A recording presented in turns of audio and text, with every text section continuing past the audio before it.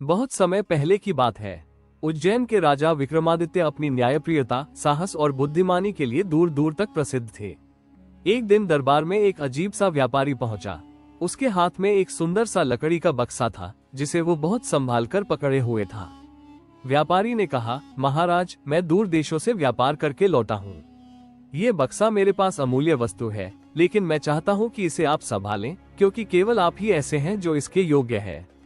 राजा ने मुस्कुराकर पूछा, इस बक्से में क्या है? व्यापारी बोला, इसे कोई भी बिना मेरी आज्ञा के न खोले। अगर खोला तो भयंकर परिणाम होंगे। राजा ने सोचकर कहा, ठीक है, मैं इसे राज्य के कोष में रखवाता हूँ। जब तुम्हें जरूरत हो आकर ले जाना। पर यह बात विक्रमादित्य को खटक गई। एक व्यापारी जो अमूल्य वस्तु राजा को दे रहा है, लेकिन यह नहीं बताता कि उसमें क्या है, और इतनी शर्तें। राजा को संदेह हुआ। रात को जब सभी सो चुके थे, राजा चुपचाप कोषागार पहुंचे और उस बक्से को खोला। जैसे ही बक्सा खुला, उसमें से एक पर्ची गिरी। उस पर्ची पर लिखा था, जो बिना आज्ञा के इस बक्से को खोलेगा वो मूर्ख कहलाएगा। राजा को पहले हंसी आई, लेकिन फिर उन्होंने बक्से के अंदर झांका। वहां कुछ नहीं था, बस खाली लकड़ी का बक्सा और यह पर्ची।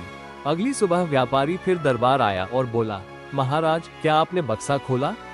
राजा ने सत्य स्वीकारते हुए कहा, हाँ, मैं सत्य का पालन करता हूँ। मैंने खोला और पाया कि उसमें कुछ भी नहीं था।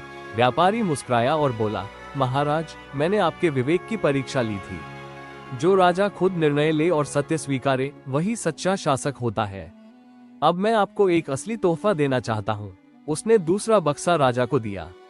इस बार उसमें एक छोटी सी सोने की मूर्ति थी और नीचे लिखा था, जो सत्य बोले वही सच्चा राजा होता है। राजा मुस्कुराए और बोले, सत्य और बुद्धि का मूल्य हमेशा सोने से अधिक होता है।